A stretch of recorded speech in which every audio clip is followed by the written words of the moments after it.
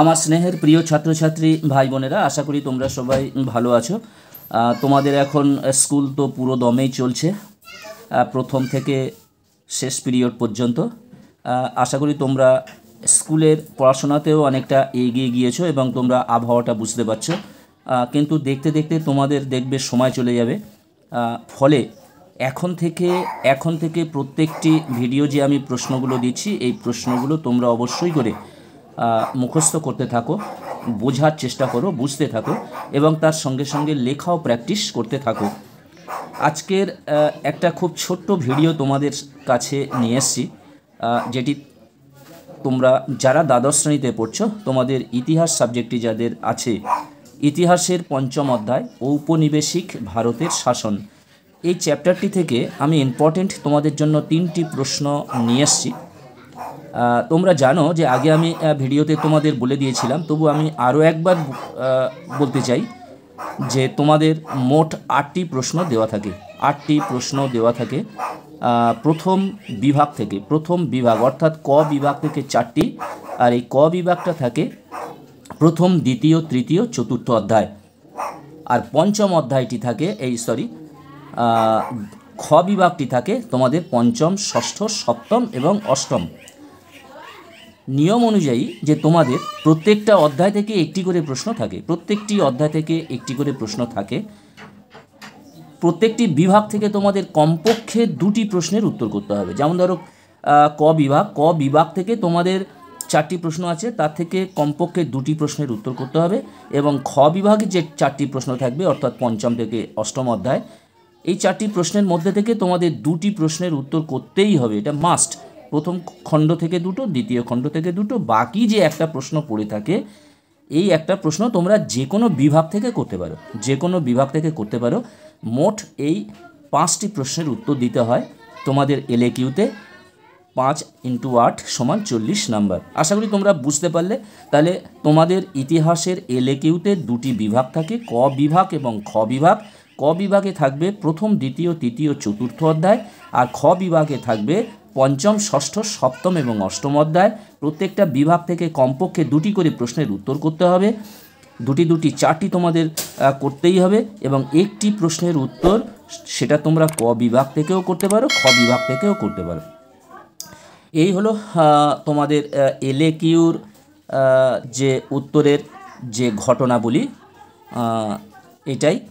আমি তোমাদের প্রথম খণ্ডটা অলরেডি শেষ করে দিয়েছি। তাহলে প্রথম, দ্বিতীয়, তৃতীয়, চতুর্থ অধ্যায় পর্যন্ত আমি তোমাদের এলএকিউ প্রশ্ন অর্থাৎ বড় প্রশ্ন অর্থাৎ 8 নাম্বার মানের প্রশ্ন আমি তোমাদের দিয়ে দিয়েছি। আমি খুব তাড়াতাড়ি তোমাদের এইগুলো সাজেশনটা আমি দিয়ে দিতে চাই এবং এরপরে তোমরা যারা বই থেকে করতে পারছো করো। তাছাড়াও আমি সরাসরি বলে দিচ্ছি, ফ্র্যাঙ্কলি বলে দিচ্ছি, রায় মার্টিন, প্রান্তিক এবং ছায়া, আমি এই 3টি বই থেকে একত্রে করে একটা নোট বানিয়ে দেওয়ার চেষ্টা করব, যে প্রশ্নগুলো ভেরি ভেরি ইম্পর্টেন্ট। এসো আছে আমরা পঞ্চম অধ্যায় থেকে যে 3টি প্রশ্ন আমি তোমাদের কাছে রেখেছি। 3টি প্রশ্নের মধ্যে দেখতে পাচ্ছ যে 2টি প্রশ্ন একটু লাল কালি দিয়ে ছোট্ট করে স্টার দেওয়া রয়েছে।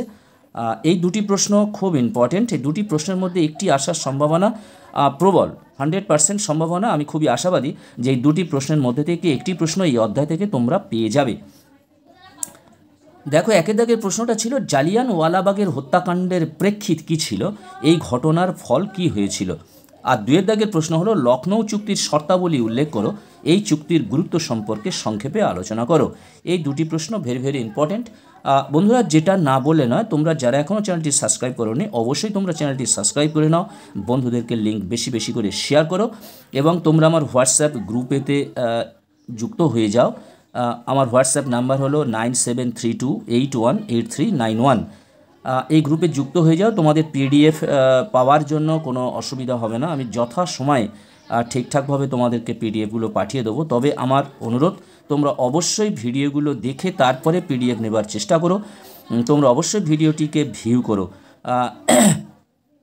এবং সাবস্ক্রাইব করো এবং ভিউ করো, তাহলে তোমরা অবশ্যই পিডিএফ তোমরা পেয়ে যাবে। এবং তোমরা কমেন্ট করো, তোমরা আমাকে কমেন্ট করো, জানাও, তাহলে আমি বুঝবো তোমরা অবশ্যই আমার ভিডিওগুলো দেখছো।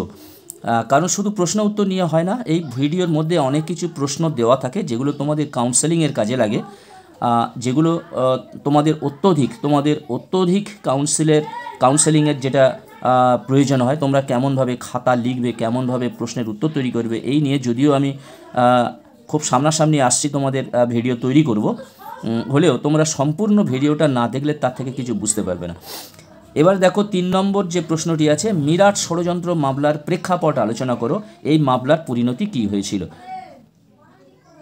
এই প্রশ্নটি 2022 সালে পড়েছিল, ফলে এটা আমি 3 নম্বরে রেখেছি এবং স্টারও দিইনি, যেহেতু 22 সালে এটা পড়েছিল।